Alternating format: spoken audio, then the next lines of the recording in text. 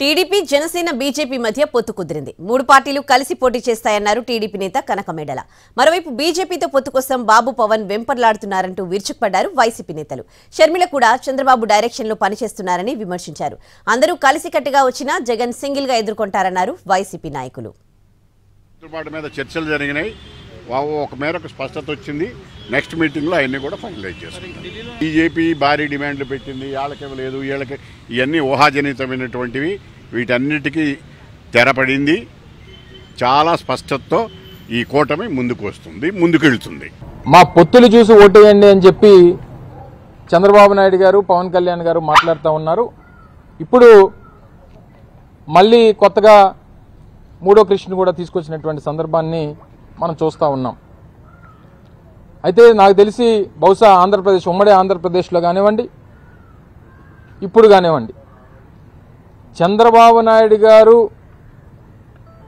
పొత్తు పెట్టుకుంది ఒక్క వైఎస్ఆర్ కాంగ్రెస్ పార్టీతో తప్ప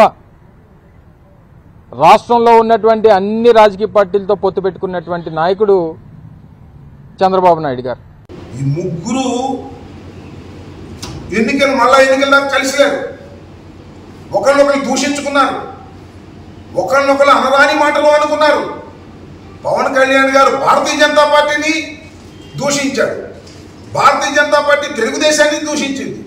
తెలుగుదేశం అయితే భారతీయ జనతా పార్టీని ఆనకూడని మాటలంది. వ్యక్తిగతంగా మోడీని కూడా విమర్శించింది.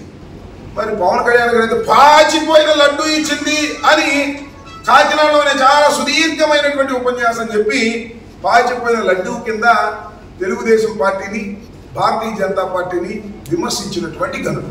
ఇలా విమర్శించి కుమ్మునాటలు పడుకొని 5 సంవత్సరాలు రాష్ట్రాన్ని అధ్వాన్నం చేసినటువంటి ఈ కూటమి మళ్ళా తిరిగి వచ్చింది. మళ్ళీ తిరిగి వచ్చి వాళ్ళు ఏం చెప్తున్నారు చూసారా?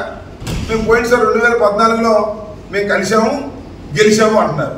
మీరు కలిశారు, అప్పుడు గెలిచారు, ఆ 5 సంవత్సరాలు అధ్వానంగా పరిపాలన చేశారు. 2019లో ఎన్నికల ముందు ఎందుకు తిట్టారు మీ ఇద్దరు కలిసి?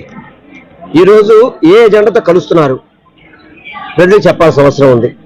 ఎందుకంటే నరేంద్ర మోడీ గారిని ఈ భారతదేశంలో చంద్రబాబు గారు జనసేన అధినేత తిట్టినట్టుగా ఎవరైనా తిట్టారా?